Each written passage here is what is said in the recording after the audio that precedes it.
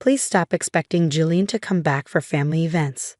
Today is my younger brother's wedding day, and his fiancée, Vanessa, had just launched herself at me with words that cut through the air, and me, like a sharp knife. Her voice was loud enough for everyone to hear, and her anger left no room for misinterpretation. The very thought of my brother's wedding had filled me with joy, but now I stood here, humiliated in front of our entire family. The pain from her words lodged deep in my chest and spread like wildfire through my body. The warm atmosphere of celebration dimmed instantly, replaced by a cold, heavy silence that blanketed the room. Was I the only one shaken by her words, or were the guests now judging me too? I could feel their eyes, cold, piercing stares, boring into me, as if they silently agreed I didn't belong. "You shouldn't be coming around here," Vanessa hissed, her sharp eyes narrowing. "You don't really belong here, Rebecca." Her gaze made it clear she saw me as nothing more than a burden. "You have no place here," her eyes seemed to say. I opened my mouth to respond, to defend myself, but no words came out. They caught in my throat, tangled in the storm of emotions. Anger, sadness, frustration, that swirled inside me, too overwhelming to untangle. My breaths felt tight, my legs started to tremble, and for a moment I couldn't move. As much as I wanted to deny it, a part of me wondered if she was right. Had I leaned too heavily on Julian? Over the years, had I unknowingly become a burden? It was true, my presence had strained their relationship. Julian and I had always been close, and maybe that closeness had made it hard for Vanessa to feel like she truly belonged. But even if I was the problem, she didn't have to say it like this. Her words weren't meant to solve anything. They were meant to put me in my place. "I understand," I said, though the voice didn't feel like my own. It was quiet, raw, and hollow, as if someone else had spoken for me. I stood up, trying to stay calm, though every fiber of my being screamed to run. I wanted to stay, if only to see the ceremony through, but I knew I couldn't. I wouldn't ruin Ken's happy day with my presence. I turned and walked toward the door, feeling like I was slipping out of my own life. Just as I reached for the handle, a loud crash echoed behind me.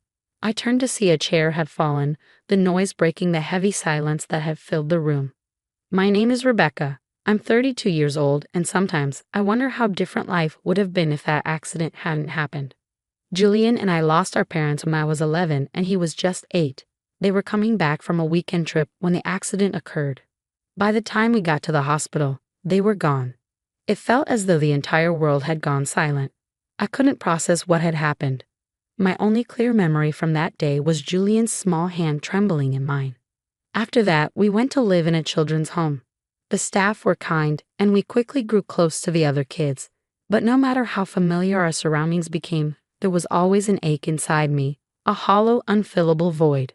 I wanted to see Julian smile again, so I made a promise to myself. I wouldn't cry in front of him. I believed if I cried, he would feel sad too. From then on, being a big sister became my purpose. It was the only thing that kept me going. When I turned 18, I had to leave the children's home. There were programs that could help us pursue college, but I chose not to use them. If anyone was going to college, it had to be Julian. I started working during the day and took night classes at a vocational school to learn event planning. I had a small dream of starting my own business one day, but that dream always felt distant. My main goal was to support Julian. I even took out loans to ensure he could go to college without worry. Watching him work hard at his studies only strengthened my resolve. I wanted to give him the opportunities I never had. And Julian didn't let me down. He graduated and landed a job at a large company. When he told me the news, I couldn't hold back my tears. Every sacrifice, every sleepless night, it had all been worth it to see him succeed. After he started working, Julian began sending me $2,000 every month. I told him he didn't have to, that he should save it for himself. But his response left me speechless. "Sis, you did everything for me. Not giving something back would feel wrong. Please accept this." I cried again when I read his message. His words filled me with gratitude, but they also reminded me that I needed to stand on my own 2 feet. Quietly, I started saving the money he sent. I didn't spend a dime of it, hoping to one day return it if he ever needed help. Meanwhile, I used the skills I'd learned in school to start a small event planning business. In the beginning, it was just me working alone. But as time went on, the business grew and I became busier. Julian even started helping me on the weekends despite his demanding job. Then one day, Julian told me he had started dating someone, Vanessa. She worked at a partner company, and from the way he spoke about her, it was clear how happy she made him. Seeing that joy on his face made me genuinely happy too. A year later, during one of our walks home after dinner, Julian shared that he was planning to marry her. As the words left his mouth, a strange weight settled inside me. I smiled and congratulated him. But deep down, I felt an odd pang. Was it loneliness? Or the fear of losing him? Vanessa seemed like a good person. She made Julian happy, and when we first met, she was polite and kind. Still, there was something in her smile that felt distant, almost measured. At first, I thought it was my own insecurities clouding my judgment, but that feeling became harder to ignore after I met her family. We gathered for a pre-wedding dinner at a nice Japanese restaurant. Vanessa's parents were elegant and sophisticated, the kind of people who exuded effortless charm. Yet, beneath their polite demeanor, there was an air of subtle condescension. "You've come so far, growing up in a children's home. I mean, how admirable," Vanessa's mother said, her tone friendly but her gaze laced with judgment. Her words were carefully neutral, but they stung. Julian, ever composed, answered politely, "I wouldn't have come this far without my sister." His voice was steady, but I caught the tension beneath it. Julian had always spoken proudly of our past, but here he seemed to be holding back. I wanted to defend him, to remind them how hard we had worked to build a life for ourselves, but I couldn't. I wouldn't risk saying something that might dampen Julian's happiness. After dinner, he told me not to worry, but his reassurances only deepened the ache in my chest. I could see he was hurt too. Despite the uneasiness, I wanted to make things work. Above all, I wanted Julian to be happy. I made an effort to connect with Vanessa as the wedding plans moved forward. We spent time together reviewing guest lists and picking out dresses. She was polite, cooperative even, but I couldn't shake the feeling that her warmth was superficial. Then, one day, her words cut through the polite pretense. "Is Julian still sending you money?" she asked, her tone casual but her gaze sharp. Her next words hit me like a stone. "Honestly, I think it's a bit much. Now that we're getting married, our finances should come first." I froze, caught between defensiveness and guilt. Vanessa wasn't entirely wrong. It was time for Julian to focus on his new family, but she didn't understand what that money meant. It wasn't just repayment, it was a testament to everything we had built together, the sacrifices we had made for each other. That night, I knew I had to bring it up with Julian. "Vanessa doesn't seem happy about the money, does she?" I said carefully, trying to gauge his reaction. "I figured she'd bring it up," Julian replied with a sigh. He looked resigned, but there was also a quiet determination in his eyes.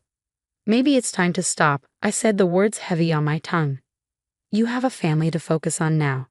The ache in my heart grew as I spoke, but I knew it was the right thing to do. "I'm not stopping," Julian said firmly. "Rebecca, you've done so much for me. I can't just quit now." His words brought tears to my eyes, but I blinked them away before he could see. "All right, Julian, I understand." I didn't want to push him. I knew that forcing him to stop would only make him more determined. For now, I would let him make his choice. Here's a rewritten version of your segment for better flow, emotional depth, and clarity. The wedding day finally arrived. I had done everything I could to support their happiness. Julian's happiness was all I had ever wanted. But deep down, a lingering unease settled in my heart. Would Vanessa truly be the one to support him the way he deserved? The ceremony went smoothly, and for a brief moment I felt at peace. Watching Julian's radiant smile made all the years of sacrifice seem worth it. But that peace didn't last. During the reception, it happened. "Please stop coming to visit Julian." Vanessa's words rang out like a dagger, sharp and deliberate, cutting through the hum of conversation. The room went silent, every gaze turning toward me. I stood frozen, the air knocked out of me. My face flushed, then went pale as the humiliation sank in. Vanessa's piercing gaze seemed to scream that I didn't belong here, that I was an outsider intruding on her life. I opened my mouth to speak, but no words came out. My throat tightened with a tangled mess of anger, sadness, and humiliation. All I managed was a single word, my voice distant and unfamiliar. "Understood." I turned toward the door, willing myself to leave without breaking down, determined not to cause a scene. But just as my hand reached for the door, I heard a loud crash behind me. I spun around to see Julian standing, his chair knocked over in a commotion. His face was filled with uncharacteristic fury. "Vanessa, do you even know what you just said?" His voice was low, but the anger in it was unmistakable. Vanessa looked startled, her confident composure faltering. "Julian, I didn't mean—" "Enough." Julian cut her off, his tone razor sharp. "You don't know anything about what she's done for me." The room was silent, the weight of his words echoing through the stunned crowd. "Without my sister, I wouldn't even be here today," Julian continued, his voice shaking with emotion. "She sacrificed everything, her time, her dreams, her future, so I could have mine. I send her money every month because it's not charity. It's respect and gratitude. She gave me everything, and this is the least I can do in return." Vanessa's face went pale as Julian's words pierced through the room. The tension was palpable. Then, one by one, voices began to rise in support of me. "She's always been there for Julian," an aunt said, stepping forward. "We all know how much Rebecca has done for this family. She helped him through so much," added another relative. "She's always put others before herself." Even Julian's colleagues began to speak up. "Honestly, Vanessa can be difficult," one admitted reluctantly. "At work, she's known for her sharp tongue and pushing others down." "It's true," another chimed in. "She can be overly harsh, always looking out for herself." With every word, Vanessa's confidence crumbled. Her face turned ghostly white as the respect she thought she commanded slipped away. Then, just as the murmurs reached their peak, the doors to the hall swung open. A man entered, impeccably dressed, his presence commanding attention. "My apologies for being late," he said, his voice steady. "Mr. Jameson, welcome." Someone greeted him, their tone respectful. Mr. Jameson was a prominent figure, a senior manager from a company that worked closely with Vanessa's family business. He scanned the room, his sharp gaze taking in the tension. "Is something the matter here?" he asked. "Oh no, Mr. Jameson, just a family misunderstanding," Vanessa's father said quickly, attempting to downplay the situation.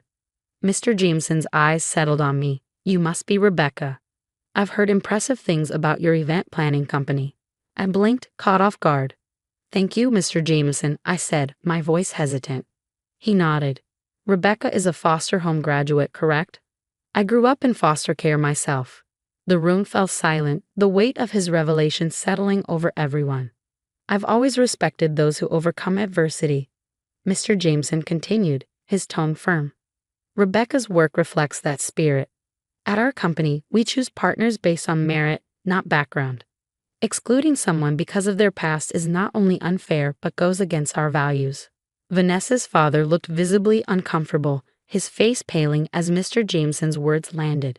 Another voice broke the silence. "Julian's. I can't marry someone who doesn't respect my family," he said, his tone final.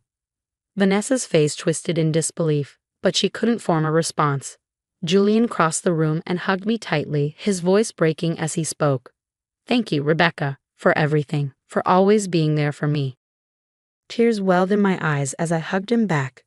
"Thank you, Julian. I'll always be here for you." That moment marked the beginning of a new chapter. In the months that followed, my event planning business grew, thanks in part to Mr. Jameson's support. Julian became my business partner, using his skills to help us expand and take on new challenges. Together, we created something incredible, building a future rooted in the strength of our bond. "We've come so far," Julian said one day as we reflected on our journey. "We have," I agreed, a smile on my face. "And I'm grateful for every step." Together, we moved forward, side by side, creating a life full of opportunity, respect, and love.